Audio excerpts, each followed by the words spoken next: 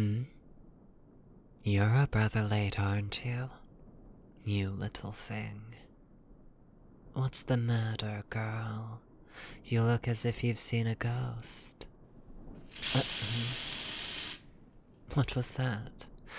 Pepper spray? I'll say, girl, you've got guts. It's been a long time since anyone has attempted to fight me or dispel me, and this is the first time anyone's ever tried to use pepper spray on me.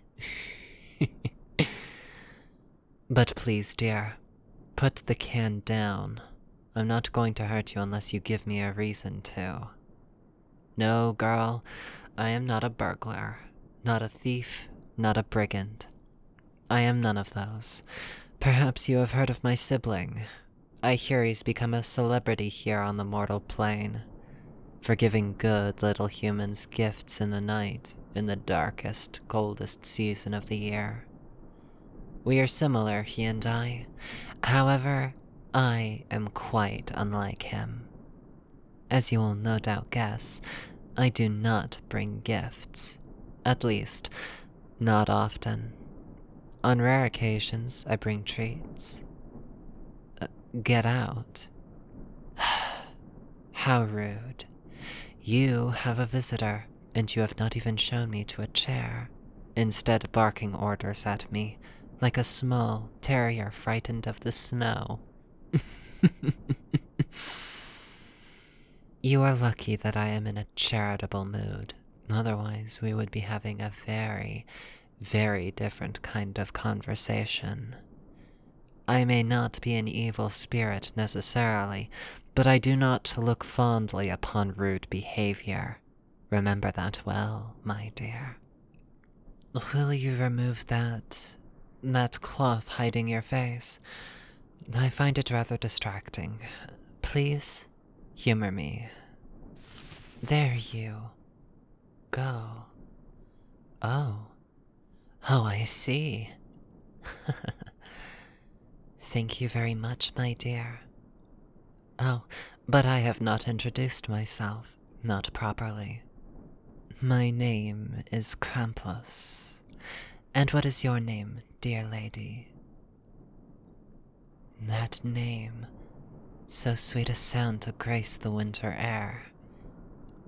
It is a great pleasure to meet you. May I have a seat? Thank you. You are too kind. Oh, why did I break in? Why indeed? I do not come into the homes of many these days. In times long ago, I would punish those who did wrong for no reason, or for no good reason. Back when my brother and I worked together, side by side. He has his work cut out for him these days. Well, there are so many of you now. So many who huddle around tiny flames, or who cuddle for warmth in the snow, or who wander alone. There is so much more darkness. I haven't the heart to cause more. I only wake up once every few decades in recent days, and on this night, I awoke, and I decided that I wanted to enter this place for a whim, and I find something small, soft, and pretty within. No need to be so modest, my dear. I love looking upon you. Quite a bit, in fact. I will have to have a talk with my brother later, for you are a gift indeed. I am glad that I woke up on this night of all nights to be able to see you. I think that I will take you away with me tonight. Yes, you have not heard the tales of myself. My brother takes up quite a lot of time in the spotlight, but no matter. I will be brief. In days long ago, if someone was particularly naughty, I would take them away, sometimes for a year, sometimes longer, to teach them the error of their ways. I do not do it often, but tonight, yes, tonight I will make an exception. You are not a bad person by any means, a little rude, but that's due to the changing attitudes around hospitality, so I will forgive that. But you will come with me, and I will never let you go. You are a beautiful woman, with the grace of a dancer and the modesty of a queen or goddess. What was that? No. Such a tiny little squeak you have, little mouse. It's cute that you think you can refuse me. I think I will be nice and offer you one last chance to come with me willingly. No? As you wish. I gave you the offer, but you turned it down. A shame, really. This will be an uncomfortable journey for you, indeed. Struggle as you might, you cannot break these chains. They were forged many centuries ago, and I have taken good care of them, as I have taken care of all of my possessions. If you stop struggling, I will set you down next to me on the sleigh instead of the back. Do we have a deal? Very good. You will be by my side, and now we go. And there we are, front seat. It's covered in furs, so it should be quite warm after a few minutes after we get moving.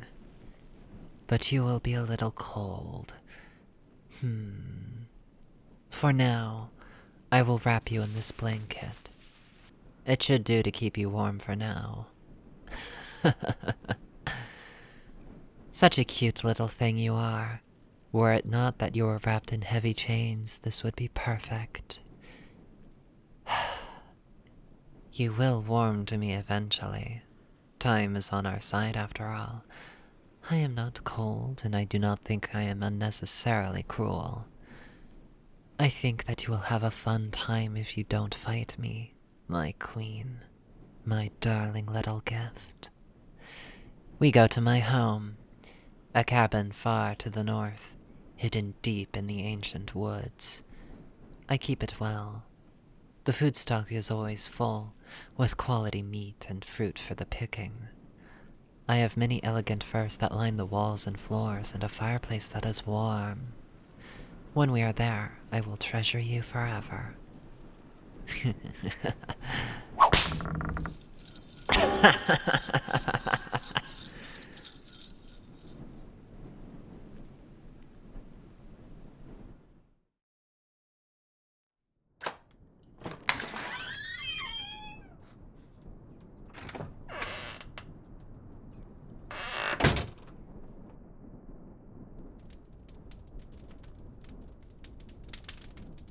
There we go.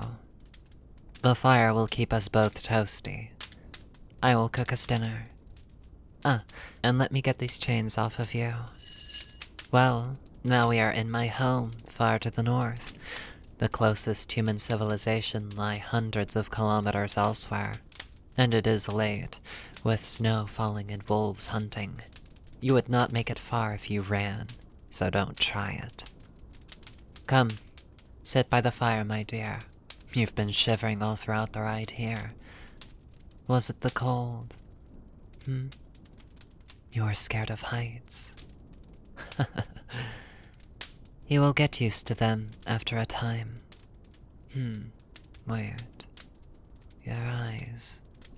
They look so tired. Exhausted even. What of your job? I don't know if you've noticed, but you are far, far from your old home. Your old job, whatever it was, is gone. I will care for you now. Yes, you are mine after all.